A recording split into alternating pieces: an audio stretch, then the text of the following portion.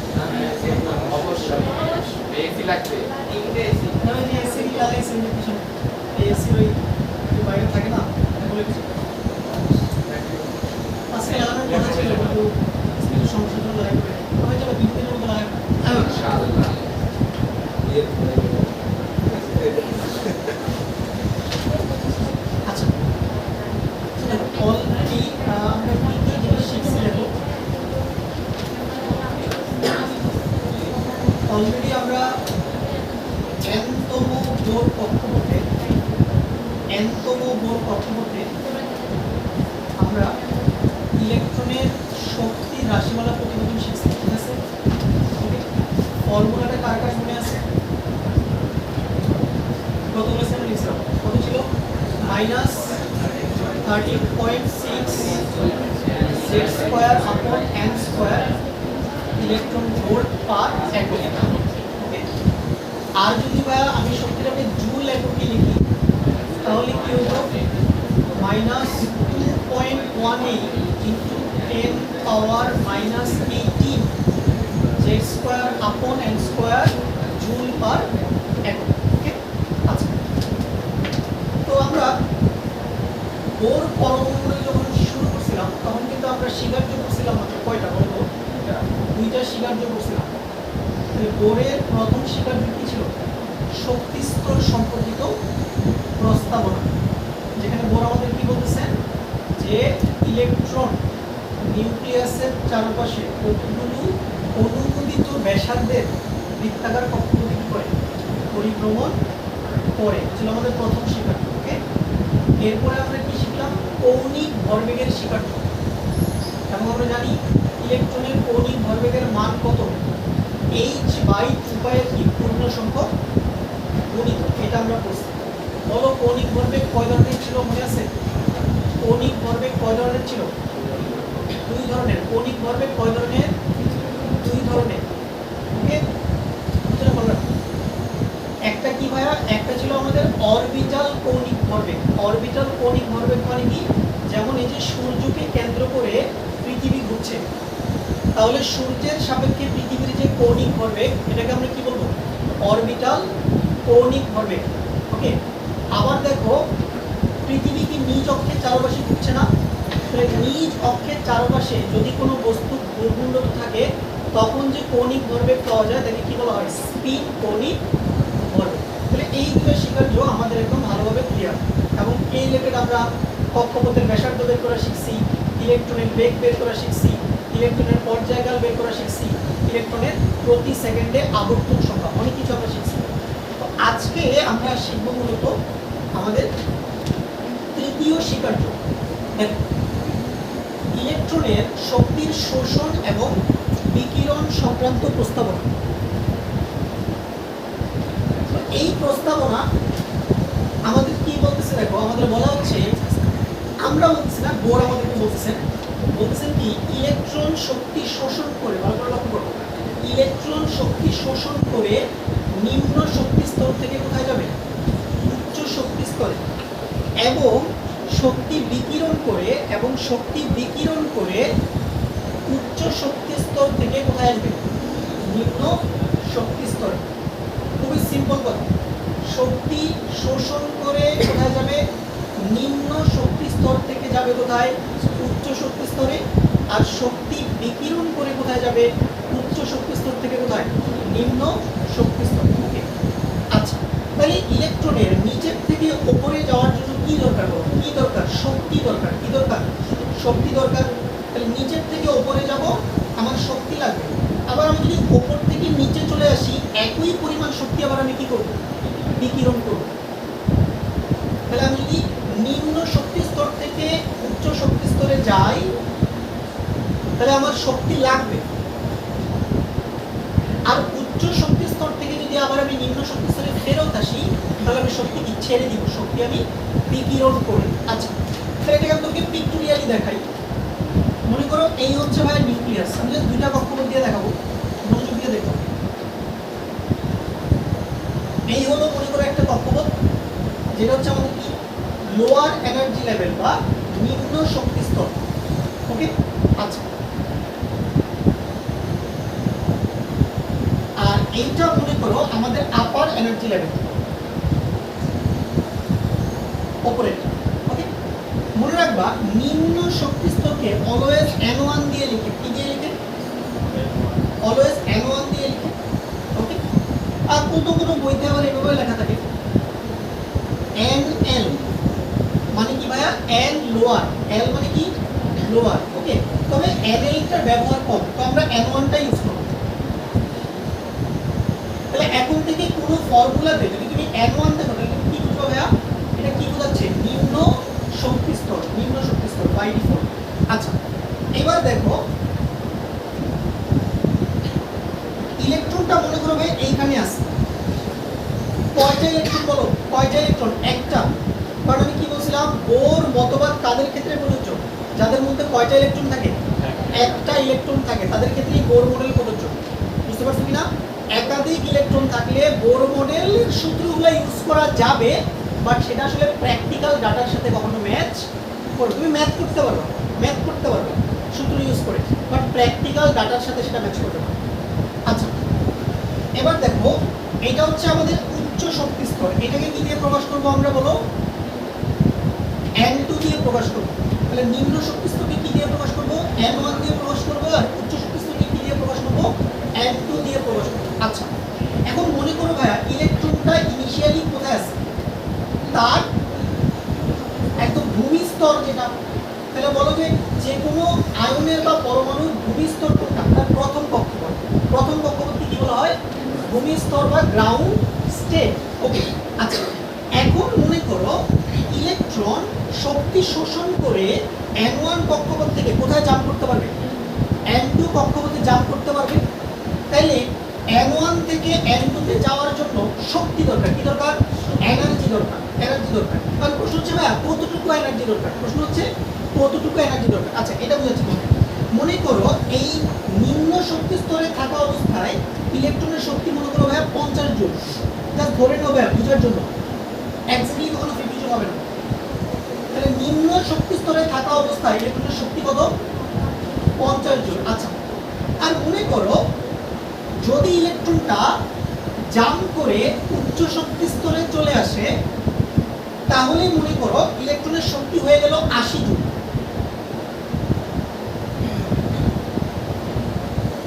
তাহলে নিচে থাকলে এনার্জি ভাই কত ছিল, 50 জুল। যেই উপরে লাফ দিলাম আমার এনার্জি কত হয়ে গেল, 80 জুল, 80 জুল। আচ্ছা তাহলে মনে করো ইলেকট্রন যদি এই উপরের কক্ষপথটাতে অবস্থান করে তখন তার শক্তির মান কত, 80 জুল। আর ইলেকট্রন যদি নিচের কক্ষপথে অবস্থান করে তখন তার শক্তির মান কত, 50 জুল। আচ্ছা এখন সে 50 থেকে 80 তে যাইতে চায়, 50 থেকে 80 তে যাইতে চায়, কতটুকু শক্তি লাগবে, কতটুকু শক্তি লাগবে বলো, কতটুকু শক্তি লাগবে, 30 জুল। আচ্ছা আমাকে বলো তো এই 30 জুল কি আমরা এভাবে লিখতে পারি না,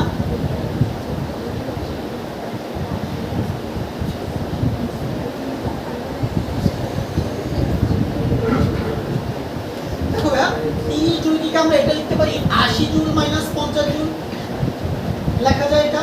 তাহলে ভাইয়া এই 30 জুল কি, 30 জুল কি একটা কক্ষপথের শক্তি নাকি দুইটা কক্ষপথের শক্তির পার্থক্য, বলো দেখি এটা কি, এই 30 জুলটা কি আসলে, এই 30 জুলটা হচ্ছে ইলেকট্রন যেখানে ছিল আর ইলেকট্রন যেখানে লাফ দিবে ওই দুইটা কক্ষপথের শক্তির কি পার্থক্য এখানে, কথাটা বুঝতে পারছো কিনা?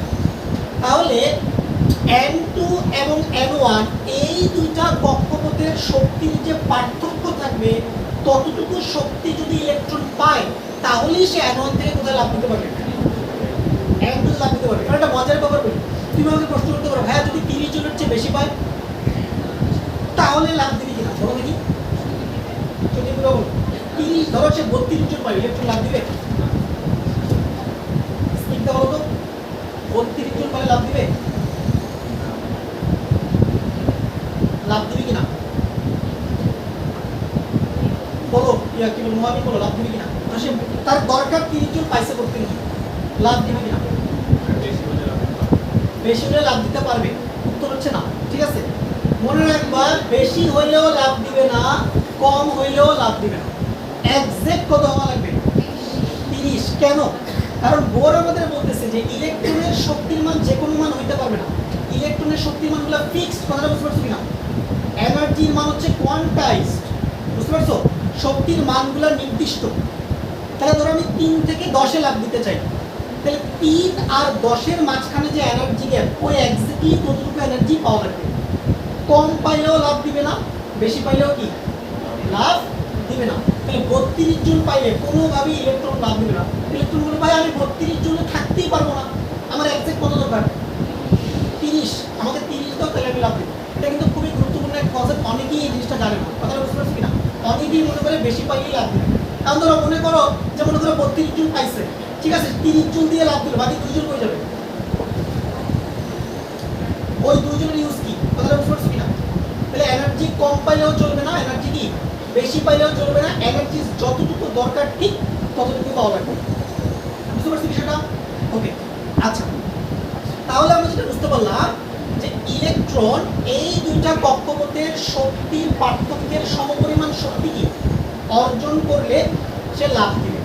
এখন প্রশ্ন যেটা দাঁড়াইলো, ইলেকট্রন এই শক্তি পাবে কার কাছ থেকে? Interesting question. এটা তো বুঝলাম বা এনার্জি দরকার, তাইলে আমি লাভ দিতে পারবো, বাট শক্তির সোর্স কি? শক্তি কার কাছ থেকে পাবো? মনে রাখবা ইলেকট্রন শক্তি পাবে আলো থেকে। কার কাছ থেকে পাবে? আলো থেকে। লিখে রাখো নোট, ইলেকট্রন শক্তি পাবে আলো থেকে।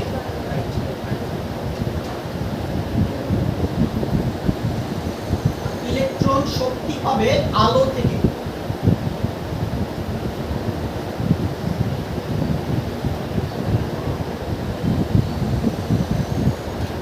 আচ্ছা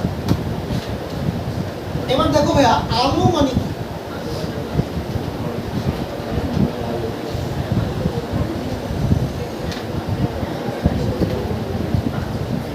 আলো মানে ভাইয়া ফোটন। আলো মানে কি? আলোক কণার নাম কি? ফোটন। আলোক কণার নাম হচ্ছে ফোটন। ওকে, এখন আমরা সবাই জানি আলো হচ্ছে একটা তরঙ্গ। আলো কি? আলো একটা তরঙ্গ। ওকে, তরঙ্গ। ওকে, এখন তরঙ্গ ভাইয়া দেখতে কেমন? এরকম সাপের মতো আঁকা বাঁকা?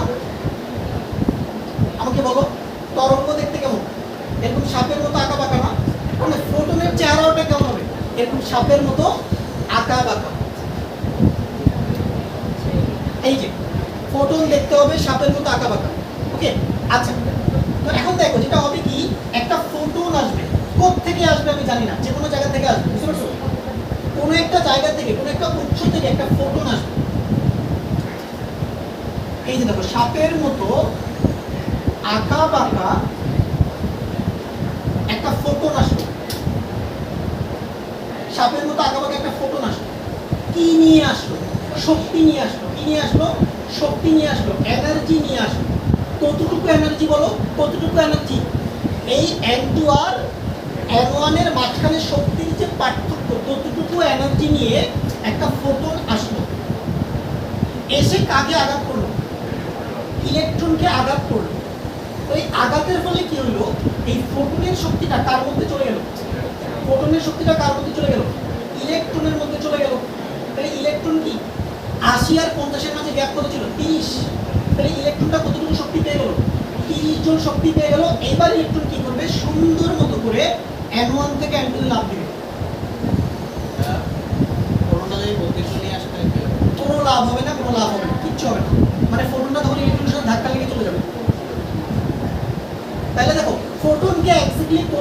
শক্তি নিয়ে আসতে হবে বলো, কতটুকু শক্তি নিয়ে আসতে হবে? 30 জুল। 30 জুল থেকে কম আসলে হবে না, 30 জুল থেকে কি বেশি আসলেও কোনো কাজ হবে না, এক্স্যাক্টলি 30 জুল নিয়ে আসতে হবে। তাহলে ভাইয়া একটা ফোটন আসলো কত জুল শক্তি নিয়ে? 30 জুল শক্তি নিয়ে আসলো। আসার পর সে কাকে আঘাত করলো? ইলেকট্রনকে আঘাত করলো। তখন ফোটনের শক্তিটা কার মধ্যে চলে গেল? ইলেকট্রনের মধ্যে চলে গেল। তখন ইলেকট্রন এই এক্সট্রা 30 জুল শক্তি নিয়ে কোথায় জাম্প করবে? N1 থেকে N2 তে জাম্প করবে। তাই দিকে এটা আমি বলতে পারি না ফোটনের শক্তিটা হচ্ছে এই দুটা কক্ষপথের শক্তির পার্থক্য, এটা বলা যায় না? এটা বলা যায় কিনা? তাহলে আমি কি বলতে পারি দেখো, ফোটনের শক্তি, ফোটনের শক্তি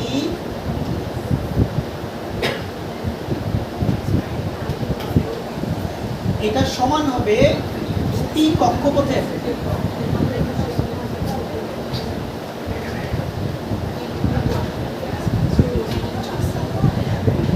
শক্তির পার্থক্য।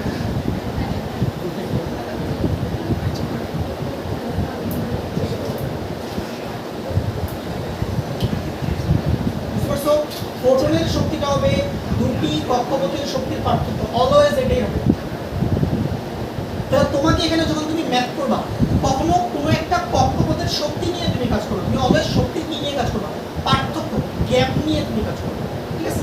আচ্ছা বলো, যদি শক্তিকে ভাইয়া ই দিয়ে লিখি, শক্তিকে যদি ই দিয়ে লিখি তাহলে শক্তির পার্থক্যকে কি দিয়ে লিখি? কোনো কিছু ডিফারেন্স বোঝানোর জন্য আমরা কি লিখি, কোন প্রতীক ইউজ করি? ডেল। তাহলে আমরা লিখবো ডেল ই।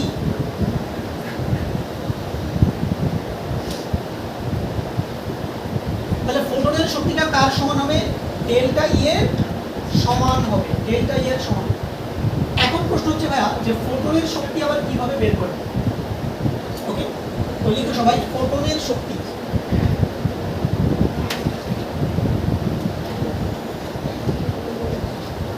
ফোটনের শক্তি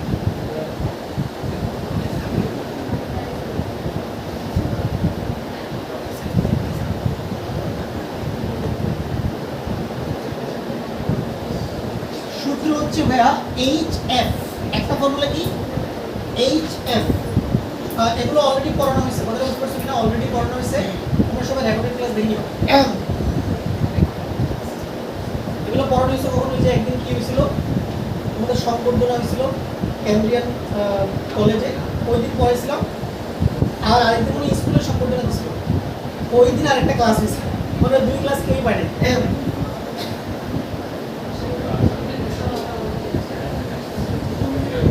আচ্ছা তাহলে ভাই শোনো, ফোটনের শক্তি ব্যাপারে দুইটা ফর্মুলা আছে, একটা হচ্ছে ভাই HF, একটা হচ্ছে HF, আরেকটা কি ভাইয়া? HC by lambda, HC by lambda. এখানে ভাই F কি দেখো, এখানে F হচ্ছে ফোটনের কম্পাঙ্ক,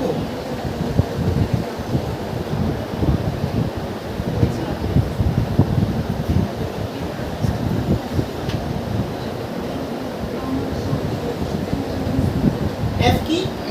ফোটনের কম্পাঙ্ক, একক কি? হার্টজ।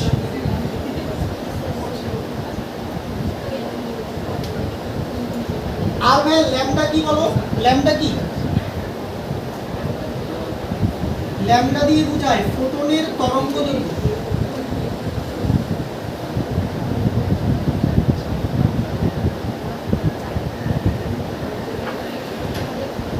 তরঙ্গ দৈর্ঘ্যের একক কি?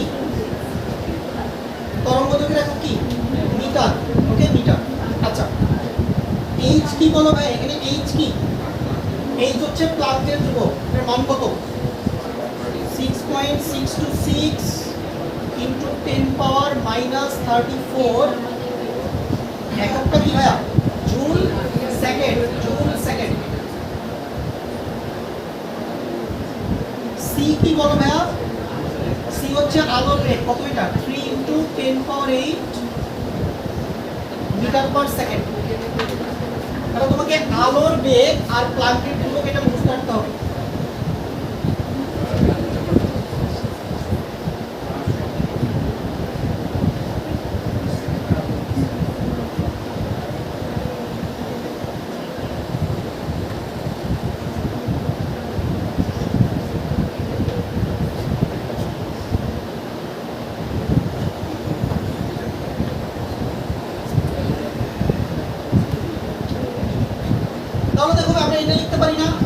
ডেল্টা ই, ভালো করে লক্ষ্য করে দেখো, ডেল্টা ই সমান কি হবে, এইচ এফ যদি আমাকে ফোটনের কম্পাঙ্ক বের করতে দেয়, অথবা কি এইচ সি বাই কি হবে ল্যামডা।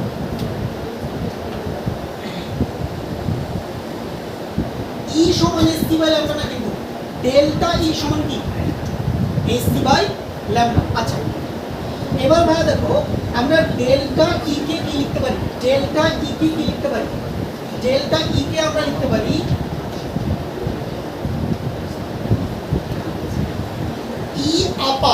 ই আপার মানে কি উচ্চ কক্ষপথের শক্তি মাইনাস ই এল মানে কি নিম্ন কক্ষপথের শক্তি। অলওয়েজ উচ্চটা থেকে নিম্নটা মাইনাস হবে, কারণ আমি বলছিলাম নিউক্লিয়াস থেকে তুমি যতই দূরে যাবা তোমার শক্তির মান কি বৃদ্ধি পাবে, শক্তির মান বৃদ্ধি পাবে। তুমি যদি ভুলে ইএলটা থেকে ইউটা মাইনাস করে দাও, দেখবা যে বিয়োগফলটা নেগেটিভ আসবে, বুঝতে পারছো, বিয়োগফলটা নেগেটিভ আসবে। এজন্য অলওয়েজ তুমি সূত্র কিভাবে লিখবা, ই আপার মাইনাস কি, ভালো করে দেখো, ই আপার মাইনাস ই লোয়ার, তাহলে উচ্চ কক্ষপথের শক্তি মাইনাস নিম্ন কক্ষপথের শক্তি সমান সমান কি হবে, এইচ এফ অথবা কি এইচ সি বাই ল্যামডা। কারণ কোনটা বসাবো সূত্র এটা নির্ভর করবে প্রশ্নে আমার কাছ থেকে কি ধরনের ডেটা চাওয়া হয়েছে তার উপরে।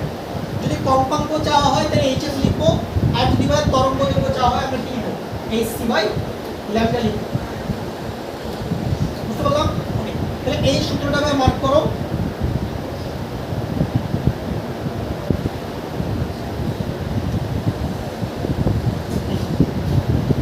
এটা দিয়ে তুমি সব ম্যাথ করে ফেলতে পারবে।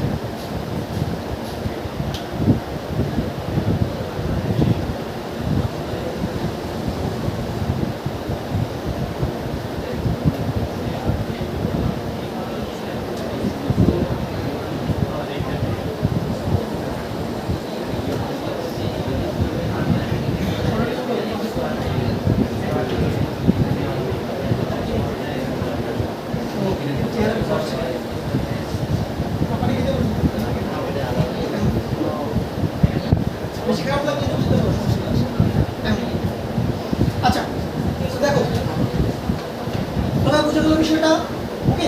আচ্ছা তাহলে আমরা যেটা বুঝতে পারলাম যে ইলেকট্রন নিম্ন কক্ষপথে থাকবে, একটা ফোটন আসবে, কি একটা ফোটন আসবে, ফোটন এসে ইলেকট্রনকে আঘাত করবে, ফোটনের শক্তি কার মধ্যে চলে যাবে, ইলেকট্রনের মধ্যে চলে যাবে, এবং ইলেকট্রন নিচের থেকে উপরে কি লাফ দিবে। ওকে আচ্ছা ক্লিয়ার।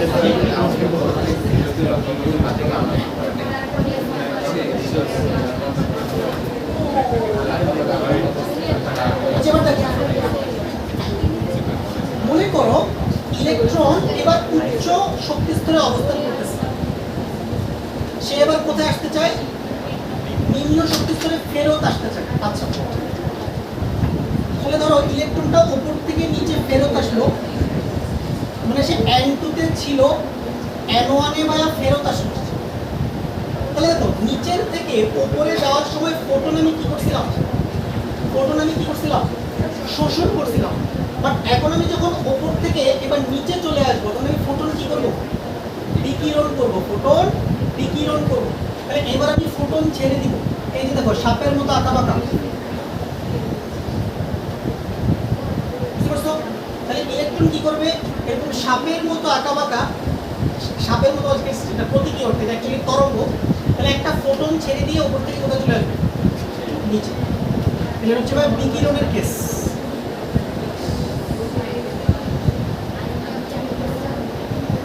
তোমরা লক্ষ্য করো ইলেকট্রন যেই পরিমাণ শক্তি শোষণ করে উপরে গেছিল উপর থেকে নিচে আসার সময় একই পরিমাণ শক্তি বিকিরণ করবে কিনা বলো।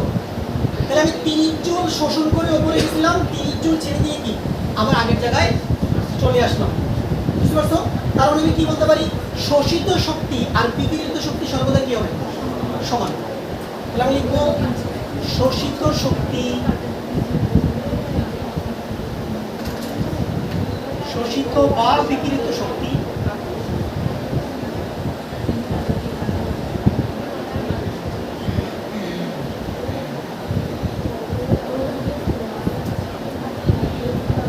আমাদের ডেল্টা ই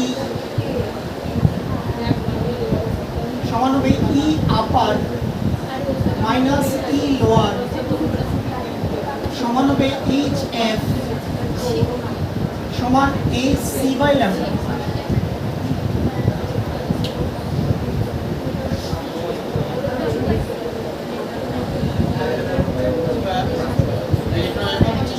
আসবে ইলেকট্রনটা যখন শক্তিস্তরে আসবে তখন কি শক্তিস্তর যদি পূর্ণ থাকে, শক্তিস্তর যদি পূর্ণ থাকে না, ইলেকট্রন তো একটাই কিন্তু শক্তিস্তর পূর্ণ থাকে বিষয়টা ঠিক আছে। তাহলে ভালো করে ফর্মুলাটা দেখো, সূত্রটা কি দেখো, ডেল্টা ই সমান কি হবে ই আপার মাইনাস ই লোয়ার সমান কি হবে এইচ এফ সমান কি হবে এইচ সি বাই ল্যামডা। এই একটা সূত্র তুমি বুঝতে পারবে, এটা দিয়ে সব বের। এখন দেখো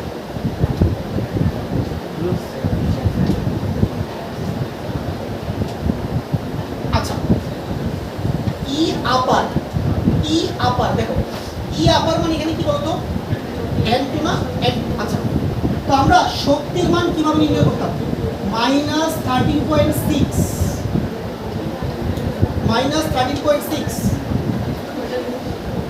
z স্কয়ার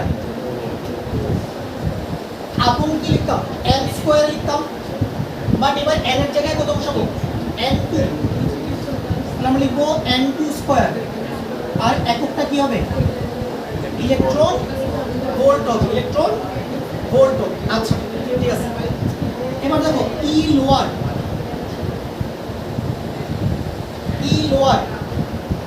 কে তুমি কি লিখবা -13.6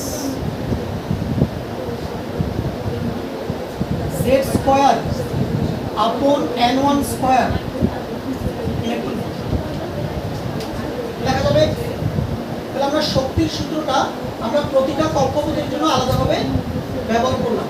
আচ্ছা বাট আমার কি লাগবে, আমার লাগবে ভাইয়া ডেল্টা ই,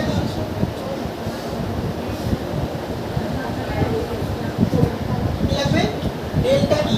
তাহলে ই আপার থেকে কোনটা মাইনাস হবে, ই লোয়ারটা মাইনাস হবে। আচ্ছা মাইনাস করো, -13.6 z square by n2 square, এটাকে থার্ড ব্র্যাকেটের মধ্যে রাখো, মাইনাস এই মাইনাসটা কোন মাইনাস দেখো, এই মাইনাসটা কোন মাইনাস, এটা হচ্ছে ভাইয়া এই যে সূত্রের মাইনাস, ঠিক আছে সূত্রের মাইনাস, ওকে। আর এখানে তাহলে হবে -13.6 z স্কয়ার আপন কি হবে n1 স্কয়ার, ঠিক আছে n1 স্কয়ার। তাহলে এটা হচ্ছে ই আপারের মান, এটা হচ্ছে কি ই লোয়ারের মান। আচ্ছা এখন দেখো এটা মাইনাস এর নিচে কি হয়ে যাবে, মাইনাস এর নিচে কি হয়ে যাবে প্লাস, তুমি কি লিখতে পারবে দেখো 13.6 z square by n1 square, যেটা প্লাস হয়ে গেছে minus 13.6 z square by n2 square লেখা যায়। এবার কি কি কমন যায় দেখো তো, কি কি কমন যায়, এটা কি কি কমন যায়, 13.6 z স্কয়ার কমন যায় না, কমন যায়। তো যদি আমরা কমন নেই 13.6 z square 1/n1 square minus 1/n2 square, এইটাই হবে তোমার শোষিত বা কি বিকিরিত শক্তির পরিমাণ, ঠিক আছে কিনা? তাহলে তুমি যদি n1 জানো n2 জানো ডিরেক্টলি ফর্মুলাতে বসায় দিলে ডেল্টা ই চলে আসবে। বাট বলো তো ডেল্টা এটা কোন এককে আসবে? ছেলেরা বলো ডেল্টা এটা কোন এককে আসবে? ইলেকট্রন ভোল্টে আসবে। কোন এককে আসবে? ইলেকট্রন ভোল্টে আসবে।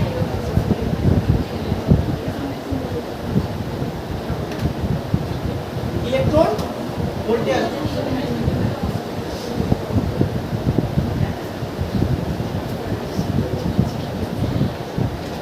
তাহলে সবাই একটা প্রশ্ন লিখে ফেলো তো, সবাই একটা কোশ্চেন লিখো। হাইড্রোজেন পরমাণুর ইলেকট্রন, হাইড্রোজেন পরমাণুর ইলেকট্রন, হাইড্রোজেন পরমাণুর ইলেকট্রন তৃতীয় শক্তি স্তর থেকে, তৃতীয় শক্তি স্তর থেকে হাইড্রোজেন পরমাণুর ইলেকট্রন তৃতীয় শক্তি স্তর থেকে দ্বিতীয় শক্তি স্তরে ফিরে আসলে হাইড্রোজেন পরমাণুর ইলেকট্রন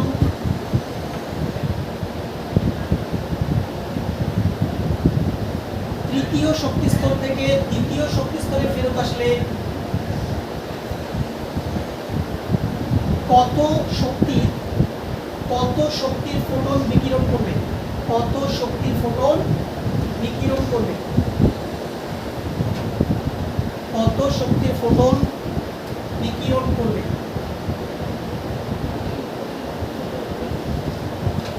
বিকিরিত ফোটনের কম্পাঙ্ক এবং তরঙ্গদৈর্ঘ্য কত হবে? বিকিরিত ফোটনের কম্পাঙ্ক এবং তরঙ্গদৈর্ঘ্য কত হবে?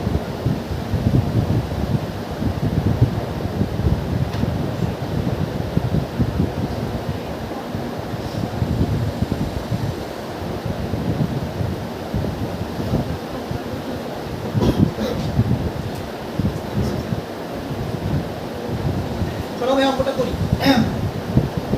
তাহলে খুবই সহজ, ঠিক আছে? এই অঙ্কটা সামনে আমরা আরেকটা নিয়মে করব, বাট এটা পরে। এখন আমরা যেটা শিখলাম এখন এই নিয়মে করব। তাহলে ভাই শোষিত বা বিকিরিত শক্তির পরিমাণ কি হবে? দেখো 13.6 তুমি কখন লিখবা? মনোযোগ দাও। 13.6 তুমি কখন লিখবা? যখন তুমি ইলেকট্রন ভোল্টে তুমি শোষিত বা কি বিকিরিত শক্তির মান বের করবা।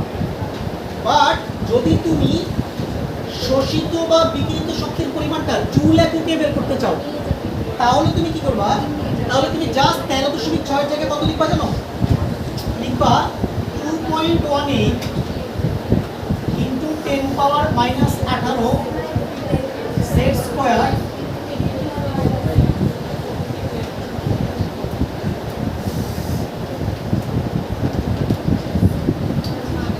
দেখো ভাই জুল এককে লিখলে সবকিছু ঠিক থাকবে, জাস্ট খালি 13.6 এর জায়গায় কত লিখবো? 2.18 ইনটু 10 পাওয়ার -18। ওকে, তাহলে এখন বলো ইলেকট্রন কোথা থেকে কোথায় আসছে? 3 থেকে কোথায় আসছে? 3 থেকে কোথায় আসছে? 2 এ। তাহলে ছোট কোনটা? 2। তাহলে n1 এর মান কত হবে? 2। বড় কোনটা? 3। তাহলে n2 এর মান কত হবে? 3। এখানে দেখো 2.18 ইনটু 10 পাওয়ার -18। বলো ভাইয়া হাইড্রোজেনের জেড কত? হাইড্রোজেনের জেড কত? 1। তাহলে হবে 1 স্কয়ার ডট n1 এর মান 2, তাহলে 1/2 স্কয়ার মাইনাস n2 এর মান 3, 1/3 স্কয়ার। দেখি তোমরা বের করে ফেলো তো ডেল্টা ই কত? করেছি।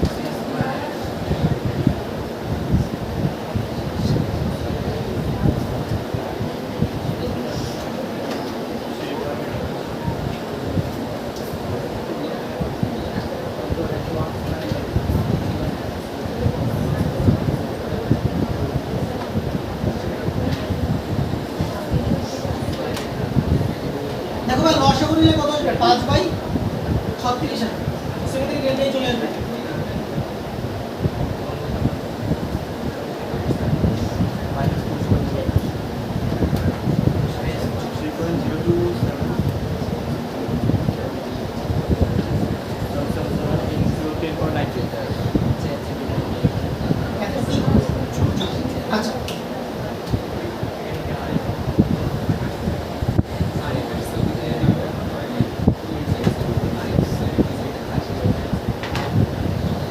তাহলে ভাই চলে আসলো। তাহলে 3 থেকে 2 আসলে বিকিরিত ফোটনের শক্তির মান কত? 3.027 ইনটু 10 পাওয়ার মাইনাস 19 জুল। আচ্ছা এগুলো বুঝছি সবাই, এগুলো বুঝছি। ওকে আচ্ছা এখন ভাই কি বের করতে বলছে? বিকিরিত ফোটনের কি বের করতে বলছে? কম্পাঙ্ক। তাহলে মাত্রই আমরা একটা সূত্র দেখলাম,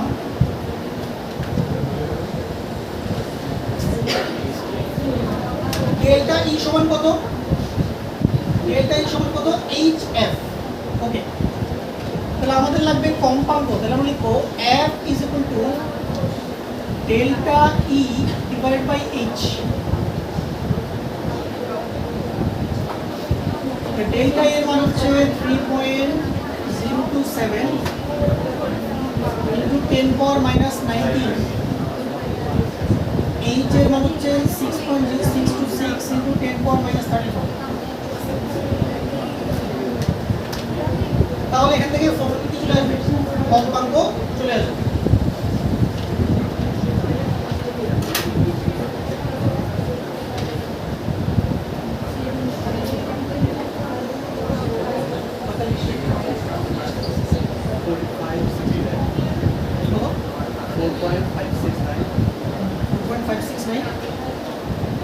into 10 power 14. 25 14. 14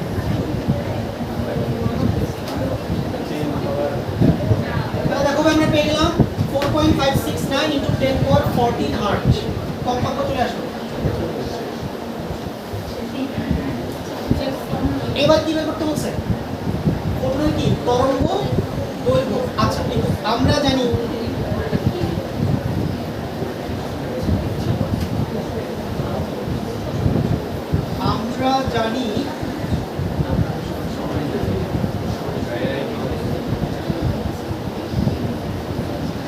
সি সমান সমান কি এফ ল্যামডা। তুমি 19 এ শিখছো কি ভি সমান সমান এফ ল্যামডা। এখন জাস্ট ভি এর জায়গায় কি বসবে? সি বসবে, আলোর বেগ। আচ্ছা তাহলে তোমার ভাই লাগবে ল্যামডা। তুমি ল্যামডা সমান লিখতে পারবা C by F.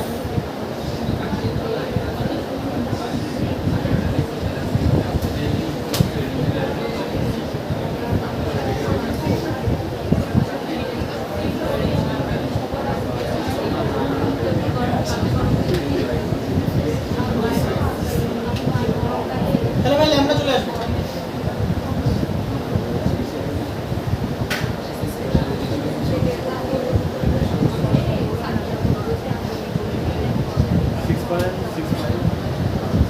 Six point five six nine into 10 power minus 7. এত মিটার।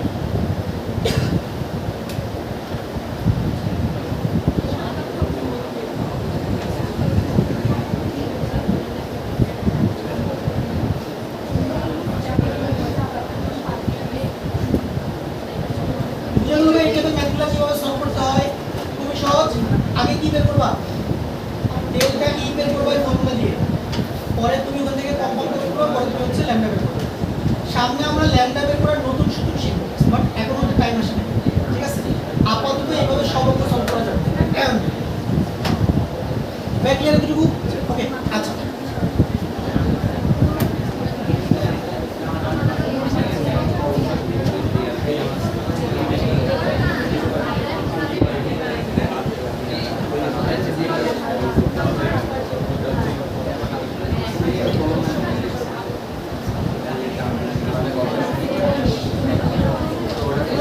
তোমার কলেজ ভর্তি রেজাল্ট দিছে? তার কোন কলেজ আসবে? তোমার কোন কলেজ আসতে পারে? আসতে পারে বা নোবাডি কলেজ সিটি বা মসজিদ আসতে পারে। যদি কোনো কি আসবে? বেশি অবন্তি চাকমা কি আসবে? মসজিদ আসবে। তোমাদের কি আসতে পারে?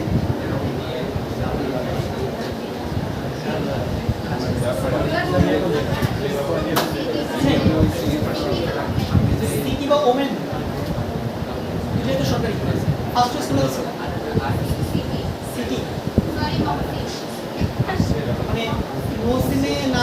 দিয়ে আসবে নাকি? সাদিয়া সাহেব তোমার কি আসবে? আজকে সাদিয়া, ঠিক আছে, তোমার কি আসবে? জানি না। রাদিয়া তাসফিয়া কি আসবে?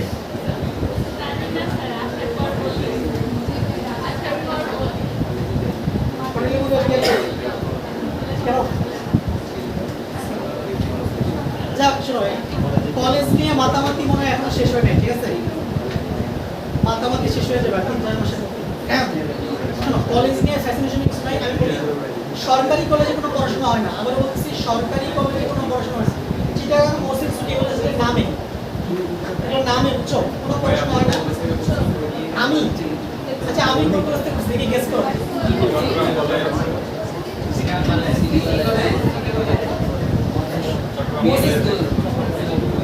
মসজিদ কলেজ তুমি কি বলছো? দেখি মেয়েরা গেস করো। হ্যাঁ? চিটাগাং কলেজ তুমি কেন বুঝলা? গেসিং কর। আচ্ছা ওকে, আমি চট্টগ্রাম কলেজে পড়াশোনা করছি।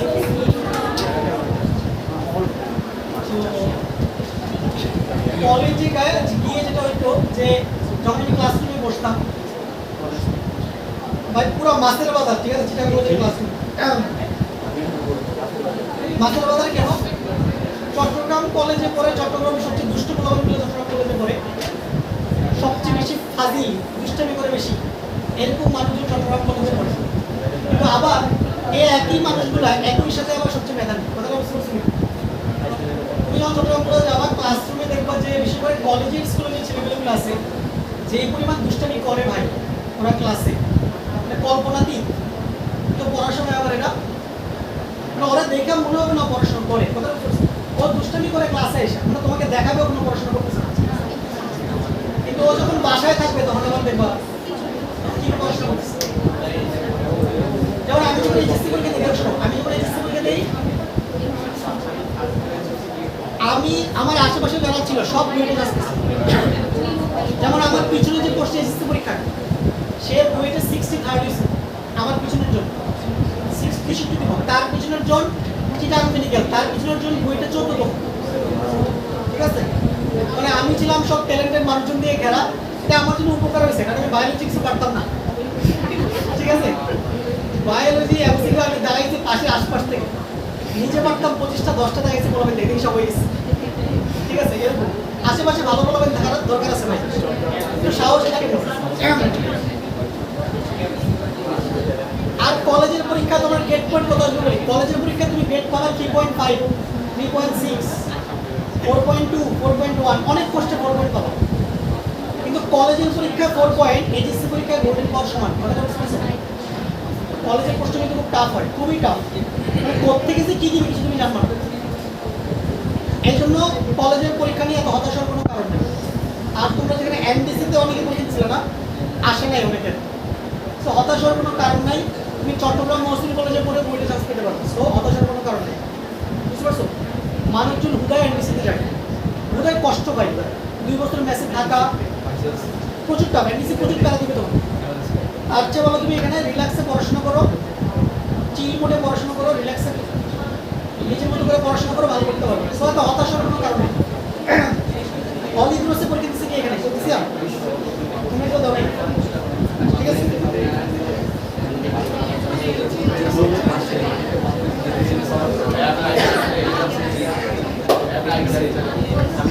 কয়টা কি 5-6টা বাচ্চা? ঠিক আছে আজকে